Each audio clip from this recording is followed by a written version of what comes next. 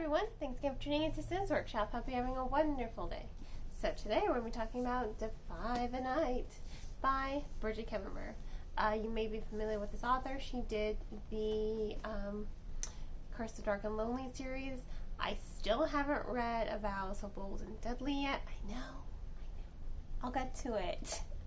I promise. Especially because she has a new book coming out soon that takes place in that universe. But we're not here to talk about that. We're here to talk about this. Defy the Night. The first in a new series. And it follows Wes and Corrick. Briefly, this is the Fairy Loot edition. So, not Wes and Corrick. Tessa and Corrick. These are our main characters, Tessa and Corrick. Tessa is an apothecary. By day and by night, she and her partner Wes smuggle medicine to people in need. Corrick is the king's justice. He is often called Cruel Corrick because at a young age he and his brother witnessed their parents' assassination, and they almost died as well had Corrick not killed the guy who was about to kill them.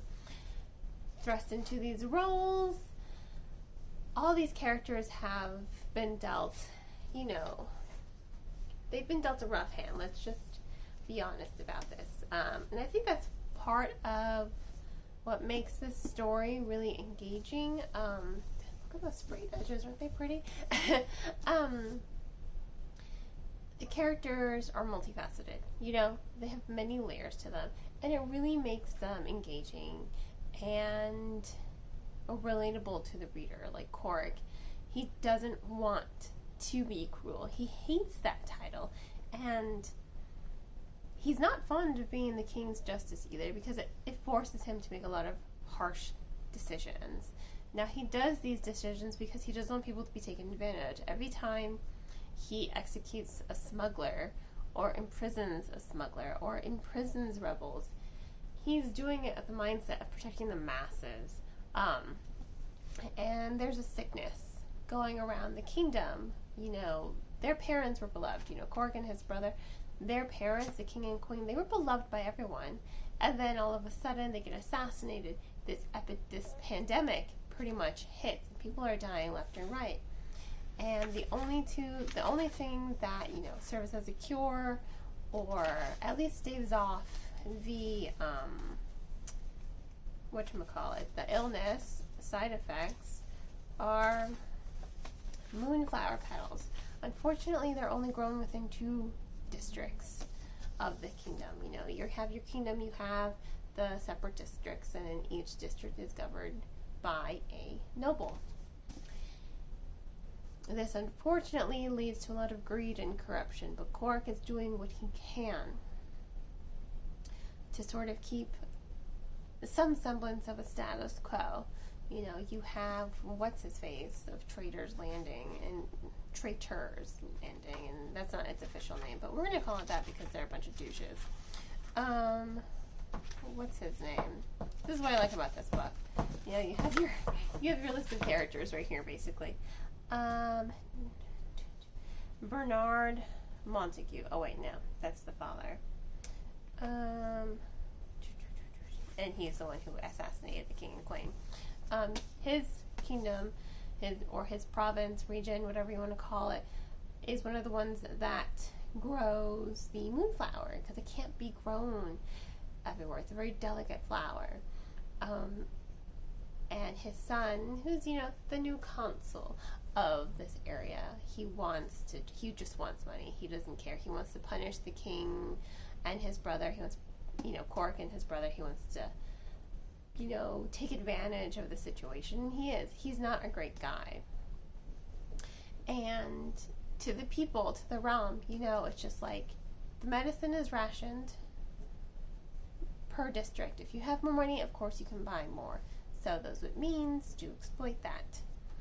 But everyone does get a ration. Unfortunately, sometimes it's just not enough,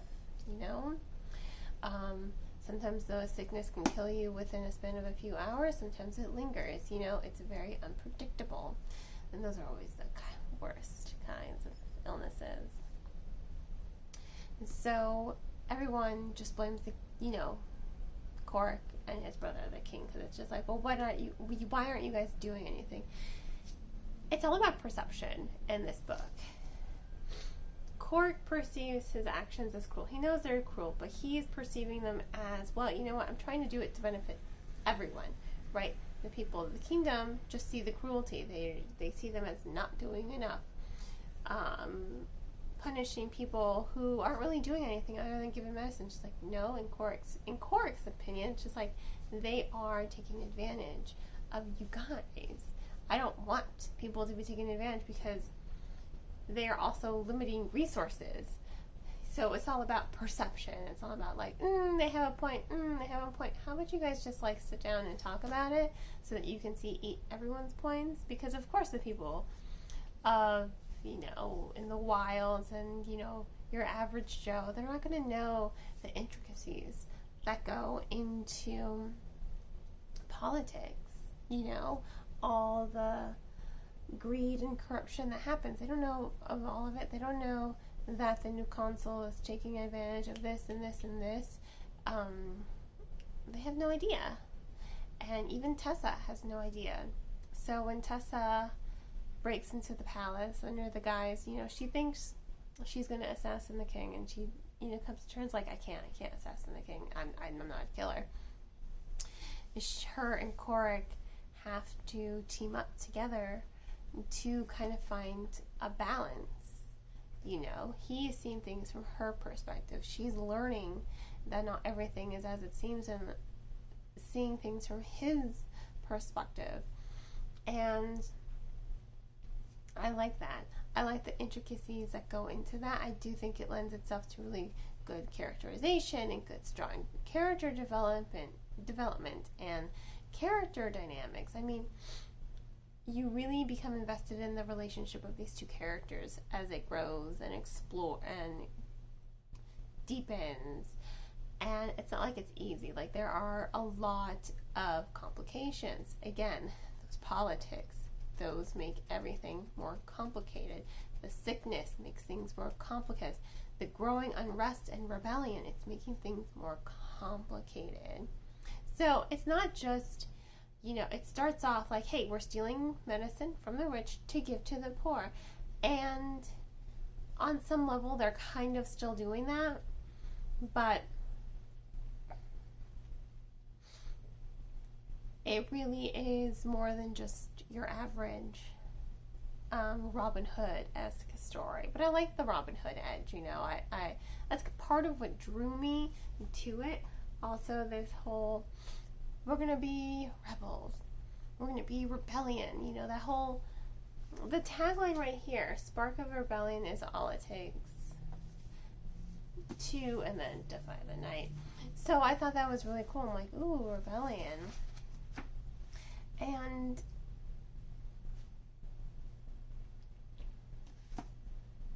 it's just engaging.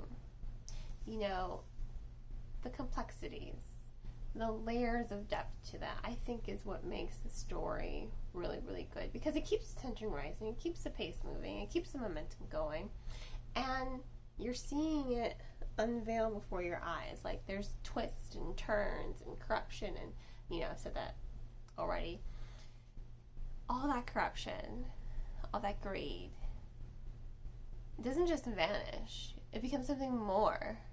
And then the spark of rebellion, they don't know everything that's happening within the kingdom. They just see people they know and love dying. That's what they see. They just see people are dying left and right around them. The medicine's not working. The medicine's not working because they're not getting the right flour. People are being exploited, which is what Cork was trying to stop. But people didn't see it that way. It's all about, like, you guys just need to, like I said, they just need to sit around a table and talk it out. Talk it over. That's it. But of course, life is never that easy about seeing something from someone else's perspective, seeing the misunderstandings that are going on, seeing the abuse of power happening. But I liked it. I think it really did, like I said, lend itself to being really intricate and really fast moving and complex with good characterization and good storytelling. I mean, I think Kim does a really good job when she is writing a story. The world building is exceptional. The way you have the different councils, it's just like, whose side are you on? At one point, you're just like, oh, they're on the side of the people. And on the other hand, you're just like, but are you really? You are second guessing every single character except for Cork and except for Tessa. Those are the only two characters. You're even second guessing the king at some points. You are second guessing every single character from the rebels. Are they really fighting for the people or are they not? The benefactors, who are they? Are they for the people or do they just want to tear down the regime? The king, Cork, no wait, not Cork. Every single council member, they all do things. It's just like, are you on the side of the people or do you just want to see a kingdom fall and you don't get who gets hurt in the crossfire? That's where you are intrigued. And it's not like all of that is resolved in this book. I mean, there's a sequel, Defend the Dawn. I'm looking forward to it. Really hoping Fairyloot does another edition because so pretty. Look at this. Sprayed edges, a little reversible color, a fleur-de-lis. I mean, I thought it was pretty. A little bookmark on the bottom, little ribbon bookmark. So, it's just one of those, what's going to happen? Yeah, by the end of this book, they kind of came to terms with one another, the rebellion and the royals, but you're just like, something's going to happen in the next book. Like, you just know something's going to explode. And the tension's just going to be like, what? But I'm here for it, 100%. I like a story that leaves me just like, oh, what's going to happen next? Seems like things are okay, but if things were really okay, there wouldn't be a second book. So you know something's going to happen.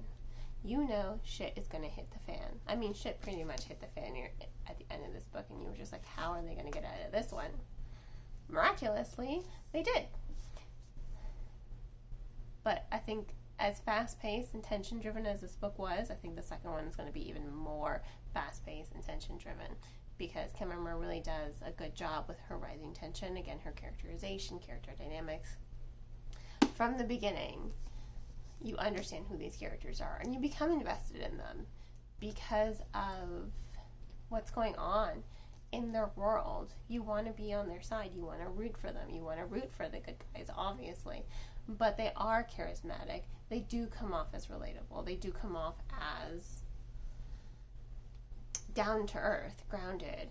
And that's really good when you're writing a fantasy story. You don't just want outlandish, ridiculous characters. You want characters that attach themselves to you from the beginning. And in the case of Kim, she did that, just like with The Curse of Dark and Lonely. I love that about her writing and her characterization.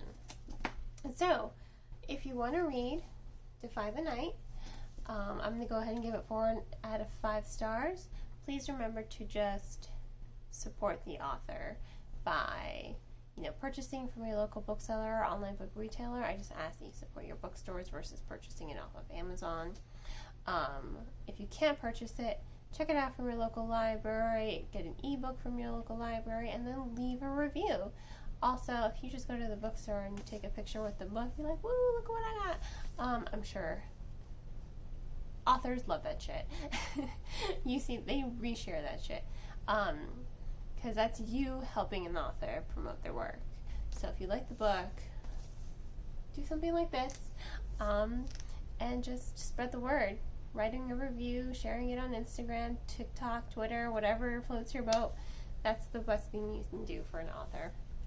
And on that note, I hope you all continue to support me here by liking this video, subscribing, and sharing it with all your book loving friends. I hope you all have a great rest of your day, and as always, happy reading.